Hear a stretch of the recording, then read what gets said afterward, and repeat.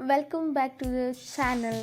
So ಪ್ರತಿ ಸಲ big boss ಅಂದ್ಕೊಂಡು ಬಿಗ್ ಬಾಸ್ ವೀಡಿಯೋಸ್ನ ಮಾಡ್ತಿದ್ದೆ. ಸೊ ಸ್ವಲ್ಪ ಟಾಪಿಕ್ನ ಚೇಂಜ್ ಮಾಡಿ ಇವತ್ತು ಗೃಹಲಕ್ಷ್ಮಿ ಟಾಪಿಕ್ ಬಗ್ಗೆ ಸ್ವಲ್ಪ ಮಾತಾಡೋಣ, ಸ್ವಲ್ಪ ಡಿಸ್ಕಸ್ ಮಾಡೋಣ. ಯಾಕಂದರೆ ಎಲ್ಲ ಕಡೆ ಗೃಹಲಕ್ಷ್ಮಿ ಹಣ ಬಂದಿಲ್ಲ, 11ನೇ ಕಂತಿಗೆ ಸ್ಟಾಪ್ ಆಗಿದೆ. ಗೃಹಲಕ್ಷ್ಮಿ ಬರುತ್ತೋ ಇಲ್ಲೋ ಗೊತ್ತಿಲ್ಲ. ಸುಮ್ಮನೆ ಎಲೆಕ್ಷನ್ಗೋಸ್ಕರ ಗೃಹಲಕ್ಷ್ಮಿಗೆ ಅಮೌಂಟ್ ಹಾಕಿಸಿ ಗೆದ್ದುಬಿಟ್ರು, ಇನ್ನು ಗೃಹಲಕ್ಷ್ಮಿ ಅಮೌಂಟ್ ಹಾಕಲ್ಲ ಇನ್ನು ಯಾರಿಗೂ ಅನ್ನೋದು ಎಲ್ಲ ಕಡೆ ಕೇಳಿ ಬರ್ತಾರೋ ಸುದ್ದಿ.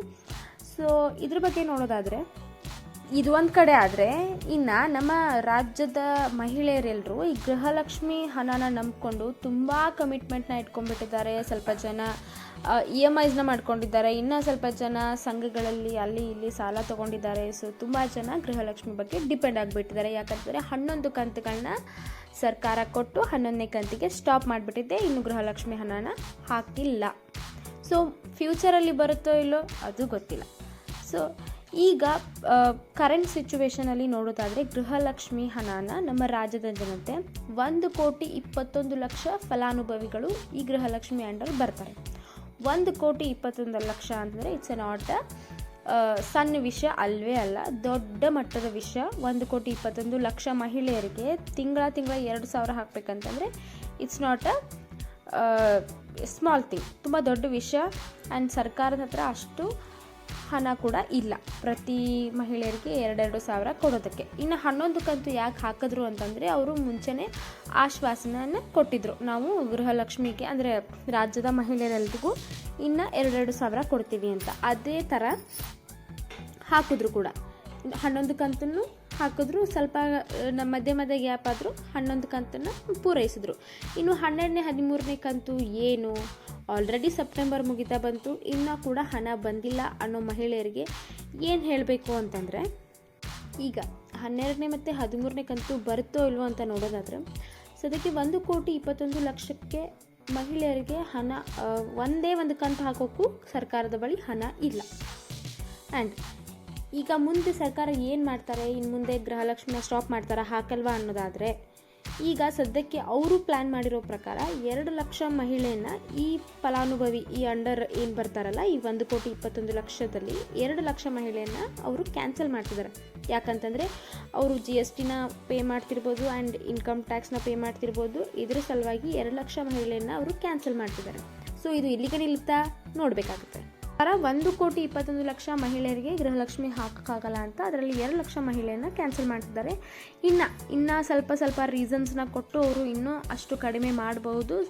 ಬಟ್ ಸದ್ಯಕ್ಕೆ ಬರ್ತಾ ಇರೋ ನ್ಯೂಸ್ ಮಾತ್ರ ಅವರು 2,00,000 ಮಹಿಳೆಯರಿಗೆ ಕೊಡ್ತಾ ಇಲ್ಲ. ಯಾರು GSTನ ಪೇ ಮಾಡ್ತಿದ್ದಾರೆ, ಯಾರು ಗೌರ್ಮೆಂಟ್ ಜಾಬ್ ಮಾಡ್ತಿದ್ದಾರೆ ಅದರ ಅಂಡರ್ ಬರ್ತಾರೆ, ಯಾರಿಗೂ GST ಪೇ ಮಾಡ್ತಾರೆ, ಇನ್ಕಮ್ ಟ್ಯಾಕ್ಸ್ ಪೇ ಮಾಡ್ತಾರೆ, ಅವ್ರಿಗೆ ಇನ್ನು ಮುಂದೆ ಗೃಹಲಕ್ಷ್ಮಿ ಬರಲ್ಲ. ಸ್ವಲ್ಪ ವಿಷಯಕ್ಕೆ ಕ್ಲಾರಿಟಿ ಸಿಕ್ಕಿದೆ. ಯಾರ್ಯಾರು GST ಆ್ಯಂಡ್ ಇನ್ಕಮ್ ಟ್ಯಾಕ್ಸ್ನ ಪೇ ಮಾಡ್ತಾರೆ ಅವ್ರಿಗೆ ಇನ್ನು ಮುಂದೆ ಗೃಹಲಕ್ಷ್ಮಿ ಬರಲ್ಲ, ಅವ್ರಿಗೆ ಸ್ಟಾಪ್ ಆಗುತ್ತೆ. ಸೊ ಇನ್ನು ಅದು ಲಿಸ್ಟ್ ಕೂಡ ಸರ್ಕಾರ ಆದಷ್ಟು ಬೇಗ ಬಿಡುಗಡೆ ಮಾಡ್ತಾರೆ ಅಂತ ಹೇಳಿದ್ದಾರೆ. ಸೊ ಅಕಸ್ಮಾತ್ ಆ ಲಿಸ್ಟು ಬಿಡುಗಡೆ ಮಾಡಿದರೆ ನಾನು ಕೂಡ ನನ್ನ ಚಾನಲಲ್ಲಿ ಅಪ್ಡೇಟ್ ಮಾಡ್ತೀನಿ, ನೀವು ಹೋಗಿ ಕೂಡ ನಿಮ್ಮ ಹೆಸರು ಇದೆಯಾ ಅಂತ ಹೇಳಿ ಒಂದ್ಸಲ ಚೆಕ್ ಮಾಡ್ಬೋದು. ಇದು ಒಂದು ಕ್ಲಾರಿಟಿನ ಸಿಕ್ತು. ಇನ್ನು ಯಾರು GST ಆ್ಯಂಡ್ ಇನ್ಕಮ್ ಟ್ಯಾಕ್ಸ್ನ ಪೇ ಮಾಡಲ್ಲ ಅವರು ಹೆದರೋ ಅವಶ್ಯಕತೆ ಇಲ್ಲ. ಆ್ಯಸ್ ಯೂಶ್ವಲ್ ಅವ್ರಿಗೆ ಗೃಹಲಕ್ಷ್ಮಿ ಹಣ 2,000 ತಿಂಗಳ ಬತ್ತೆ ಏನು ಬರ್ತಿತ್ತು ಆ್ಯಸ್ ಯೂಶ್ವಲ್ ಬರ್ತಾ ಹೋಗುತ್ತೆ. ಬಟ್ ಸ್ವಲ್ಪ ತಡ ಆಗುತ್ತೆ, ಯಾಕಂತಂದರೆ ಸರ್ಕಾರದ ಬಳಿ ಸಾಕಾಗುವಷ್ಟು ಹಣ ಇಲ್ಲ. ಸೊ ಒಂದಿಷ್ಟು ರಾಜ್ಯಗಳಿಗೆ ಸಣ್ಣದಾಗಿ ಹಾಕೋಕ್ಕೆ ಸ್ಟಾರ್ಟ್ ಮಾಡ್ತಾರೆ. 11 ಕಂತು ಹಾಕಿರೋದೇ ದೊಡ್ಡ ವಿಷಯ ಸದ್ಯದ ಪರಿಸ್ಥಿತಿಯಲ್ಲಿ. ಬಟ್ ಸ್ಟಿಲ್ 12ನೇ 13ನೇ ಕಂತು ಹಾಕ್ತೀವಿ ಅಂತ ಸ್ವತಃ ಲಕ್ಷ್ಮೀ ಹೆಬ್ಬಾಳ್ಕರ್ ಅವರೇ ಹೇಳಿದ್ದಾರೆ, ಹಾಕ್ತಾರೆ. ಯಾಕಂದರೆ ಇಷ್ಟು ದಿನ ಹೇಳ್ಕೊಂತ ಬಂದಿದ್ದಾರಲ್ಲ. ಸೊ 11ನೇ ಕಂತು ನಾವು ವರಮಹಾಲಕ್ಷ್ಮಿಗೆ ಕೊಡ್ತೀವಿ ಅಂತ ಹೇಳಿದರು. ಸೊ ಅದೇ ಥರ ಕೊಟ್ಟರು. 12ನೇ 13ನೇ ಕಂತು ಕೊಡ್ತಾರೆ, ಸ್ವಲ್ಪ ಡಿಲೇ ಆಗ್ತಾಯಿದೆ. ಸೊ ಬಟ್ ಕೊಡ್ತೀವಿ ಅಂತ ಹೇಳಿದ್ದಾರೆ. ಎಲ್ಲ ಮಹಿಳೆಯರಿಗೂ ನಾನೇನು ಹೇಳಿದೆ, ಒಂದಿಷ್ಟು ಕ್ರಿಟಿಕಲ್ ಇರೋವಂಥ ಮಹಿಳೆಯರನ್ನ ಬಿಟ್ಟು ನಾರ್ಮಲ್ ಯಾರು ನಿಜವಾಗ್ಲೂ ಗೃಹಲಕ್ಷ್ಮಿ ತಿಂಗಳ ಬತ್ತಿಗೆ ಅರ್ಹರಿದ್ದಾರೋ ಅವ್ರಿಗೆ ಖಂಡಿತ ಗೃಹಲಕ್ಷ್ಮಿ ಹಣ ಬಂದೇ ಬರುತ್ತೆ. ಆದರೆ ಸ್ವಲ್ಪ ತಾಳ್ಮೆಯಿಂದ ಕಾಯಬೇಕು ಅಷ್ಟೆ.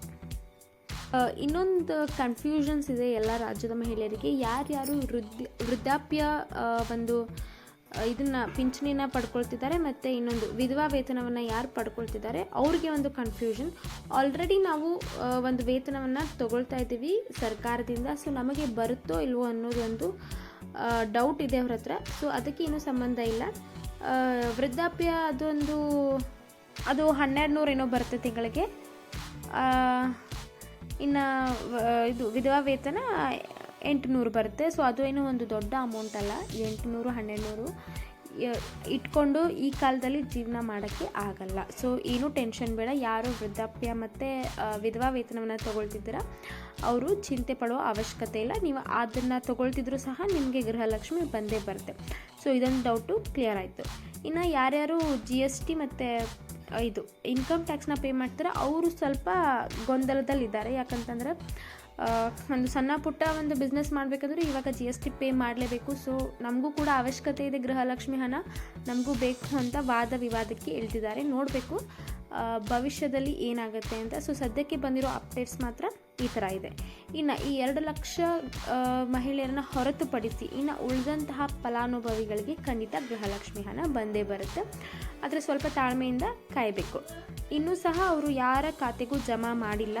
ಸೊ ಸುಮ್ಮನೆ ಹೋಗೋದು, ಬ್ಯಾಂಕಿಗೆ ಹೋಗಿ ಜಮಾ ಆಗಿದೆಯಾ ಇಲ್ಲ ಅಂತ ಚೆಕ್ ಮಾಡೋದು ನನ್ನ ಪ್ರಕಾರ ವೇಸ್ಟ್. ಯಾಕಂತಂದರೆ ಗೃಹಲಕ್ಷ್ಮಿ ಹಣ ಇನ್ನೂ ಕೂಡ ಎಲ್ಲೂ ಜಮಾ ಮಾಡಿಲ್ಲ. ಯಾವ ಖಾತೆಗಳಿಗೂ 12ನೇ 13ನೇ ಕಂತು ಇನ್ನೂ ಬಿಡುಗಡೆ ಮಾಡಿಲ್ಲ. ಬಿಡುಗಡೆ ಆದರೆ ತಕ್ಷಣ ನಮ್ಮ ಚಾನಲಲ್ಲಿ ನಿಮಗೆ ಅಪ್ಡೇಟ್ ಸಿಗುತ್ತೆ. ಸೊ ನಮ್ಮ ಚಾನಲ್ನ ಸಬ್ಸ್ಕ್ರೈಬ್ ಮಾಡ್ಕೊಳ್ಳಿ. ಗೃಹಲಕ್ಷ್ಮಿ ಬಗ್ಗೆ ಕಂಪ್ಲೀಟ್ಸ್ ಅಪ್ಡೇಟ್ಗಳನ್ನ ಈ ಚಾನಲಲ್ಲಿ ನಾವು ಕೊಡ್ತಾ ಹೋಗ್ತೀವಿ. ಸೊ ನಿಮಗೆ ಈಸಿಯಾಗಿ ದೊರಕುತ್ತೆ ಒಂದು. ಆ್ಯಂಡ್ ಒಂದೊಂದು ಕಡೆ ಏನು ಹೇಳ್ತಿದ್ದಾರೆ, ಗೃಹಲಕ್ಷ್ಮಿ ಹಣ ಯಾಕೆ ಬಂದಿಲ್ಲ ಅಂತಂದರೆ ನಿಮ್ಮ ಡಾಕ್ಯುಮೆಂಟ್ಸಲ್ಲಿ ಏನೋ ವ್ಯತ್ಯಾಸ ಆಗಿದೆ, ನಿಮ್ಮದು KYC ಆಗಿಲ್ಲ, ಅದು ಇದು ಅಂತ ಏನೇನೋ ಹೇಳ್ತಿದ್ದಾರೆ. ಸೊ ಅದು ತಪ್ಪು. ಯಾಕಂತಂದರೆ ಪ್ರತಿಯೊಬ್ಬರಿಗೂ 11ನೇ ಕಂತು ಬಂದಿದೆ ಅಂದಮೇಲೆ ಈಗ ಯಾವುದೇ ಡಾಕ್ಯುಮೆಂಟ್ ವೆರಿಫಿಕೇಷನ್ ಅವಶ್ಯಕತೆ ಇಲ್ಲ. ಸರ್ಕಾರದಿಂದ ಯಾವುದೇ ಪರ್ಟಿಕ್ಯುಲರ್ ಅಪ್ಡೇಟ್ಸ್ ಬಂದಿಲ್ಲ. ಈ ಡಾಕ್ಯುಮೆಂಟ್ಸ್ ಕೊಡಬೇಕು, ಇದನ್ನು ಮಾಡಬೇಕು ಅಂತ ಎಲ್ಲೂ ಕೂಡ ಹೇಳಿಲ್ಲ. ಸೊ ಇದು ಫಾಲ್ಸ್ ಇನ್ಫಾರ್ಮೇಷನ್. ಎಲ್ಲೂ ಕೂಡ ನಂಬೇಡಿ. ಯಾರೂ ಡಾಕ್ಯುಮೆಂಟ್ಸ್ ವೆರಿಫಿಕೇಷನ್ನ ಕೇಳಿಲ್ಲ. ಅಕಸ್ಮಾತ್ ಫ್ಯೂಚರಲ್ಲಿ ಕೇಳಿದರೆ ನೋಡೋಣ, ಆವಾಗ ಬೇಕಿದ್ರೆ ಆ ಥರ ಏನಾದರೂ ಸರ್ಕಾರದಿಂದ ಯಾವುದೇ ಮಾಹಿತಿ ಬಂದರೂ ಕೂಡ ನಮ್ಮ ಚಾನಲಲ್ಲಿ ನಿಮಗೆ ಸಿಗುತ್ತೆ. ಬಟ್ ಸದ್ಯಕ್ಕಂತರೂ ಯಾರೂ ಯಾವುದೇ ಡಾಕ್ಯುಮೆಂಟ್ಸ್ನೂ ಕೇಳಿಲ್ಲ. ಬಂದಿಲ್ಲ ಅನ್ನೋಕ್ಕೋಸ್ಕರ ಏನೇನೋ ಹೇಳೋಕ್ಕಿಂತ ಇರೋ ಅಷ್ಟು ನ್ಯೂಸ್ ಮಾತ್ರ ಇದೆ, ನಿಜಾಂಶ ಮಾತ್ರ ಇದೆ. ಇನ್ನೂ ಯಾರಿಗೂ ಕೂಡ ಬಂದಿಲ್ಲ. ಬಟ್ ಅವರು ಮೆನ್ಷನ್ ಮಾಡಿರೋದು ಸರ್ಕಾರದಿಂದ ಅಷ್ಟೇ, 2 ಲಕ್ಷ ಮಹಿಳೆಯರಿಗೆ ಸದ್ಯಕ್ಕೆ ಕೊಡ್ತಾ ಇಲ್ಲ ಅಂತ.